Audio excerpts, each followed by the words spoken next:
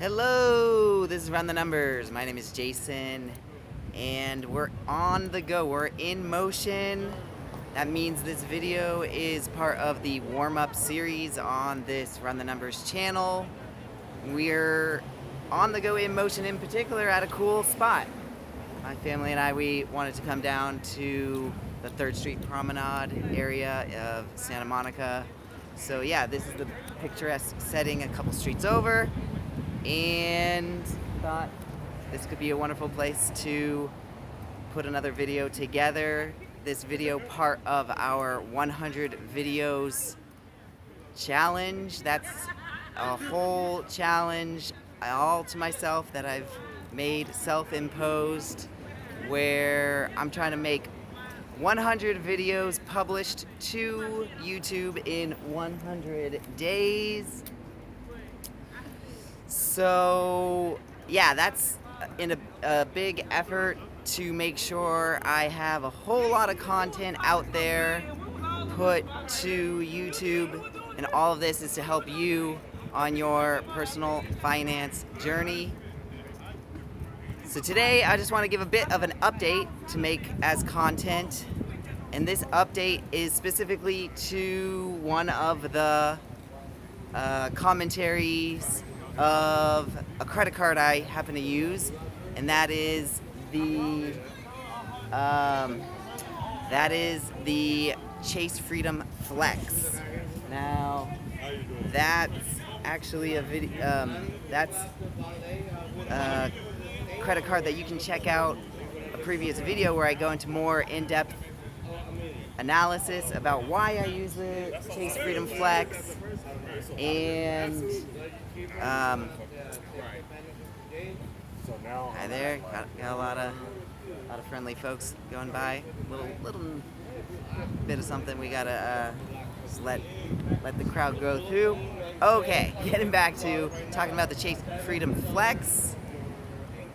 As you know, I use this as a way for me to take advantage of the category spend so that I can get 5% cash back on the different quarterly, as I say, category spend. So the one that is happening right now in Q1 2024 is really primarily grocery store spending. There are other things like gym membership. There's other things, but really for me, the one that I'm concentrating on is for the grocery store purchases. That's my largest expense for my household. So obviously I want to take advantage all the way up to the $1,500 quarterly max. And one thing I should mention is I'm having a bit of trouble understanding exactly how much I've spent that counts towards this max, because I've just simply tallied up what are the purchases I've made at grocery stores. Kind of easy. I shop at Ralph's, which is a Kroger brand, so that's a major grocery store chain. So I really wouldn't expect there'd be some issue with the merchant code not recognizing it, because it's some small mom and pop type grocery store outlet that doesn't get recognized, something like that. This is a major grocery store outlet, so I wouldn't expect anything to be like miscoded or anything. But for whatever reason, just looking at major grocery, so I mentioned Ralph's and Trader Joe's, all these other ones, I thought that there wouldn't be any issue, they would easily be accounted. But for whatever reason, I add up all those. Maybe there's a lag, I don't know. I'm adding it all up. It looks like I'm spending way more than the category maximum of $1,500.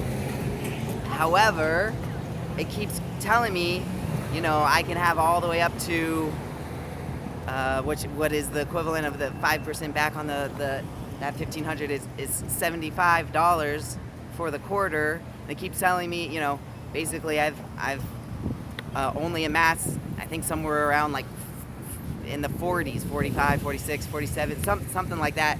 But like I said, I've done all the math and done a simple tally it all up, and it's looking like I'm spending way more than the 1,500. So it's a little bit interesting. So I'm a little bit, hesitant as to what really is going to happen and it shakes out. Doesn't give me a lot of confidence.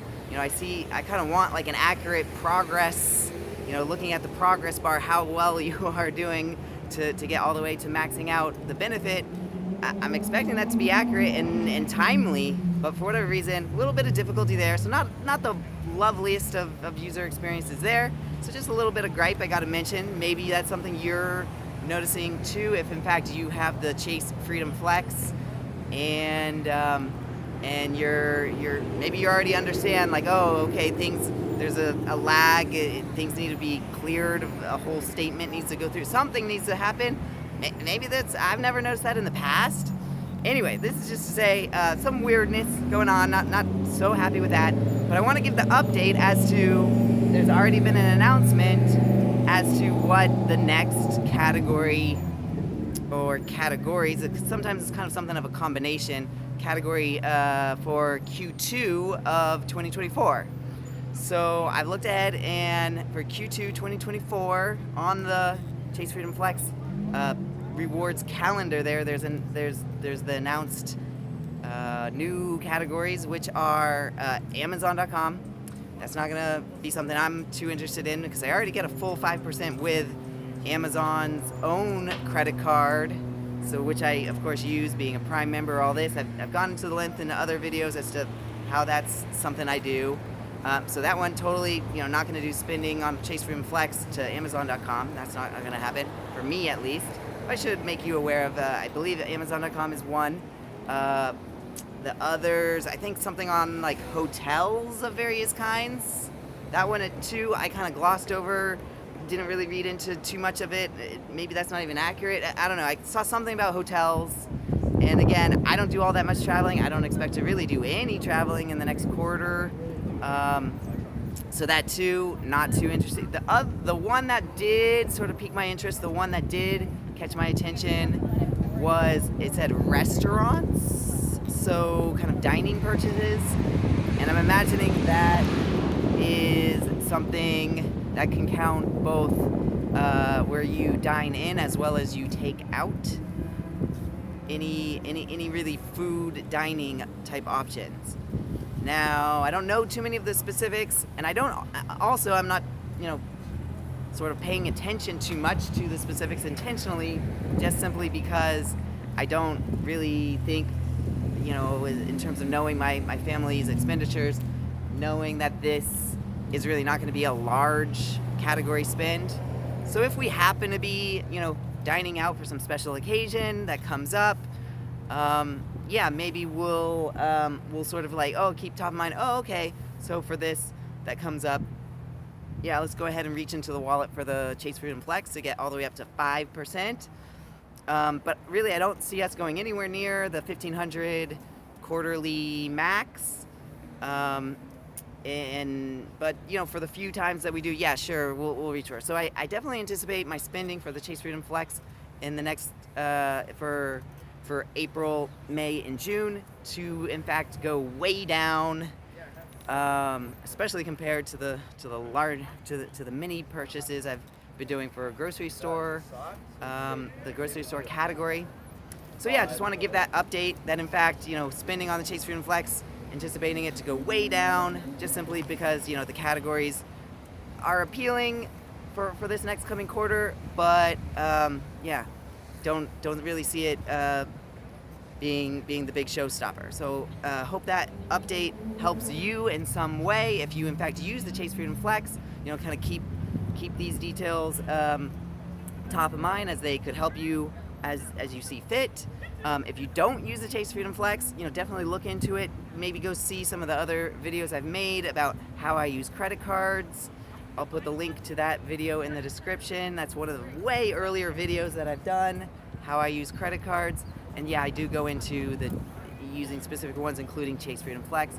So maybe consider for yourself if in fact this way to sort of identify the category spends that you have, and if they're a match to the time period, all these things, if it all works out for you, consider it, and keep in mind all these thoughts that I've made as you in fact consider the Chase Freedom Flex as a new credit card you may do. All right, I'm gonna leave you there.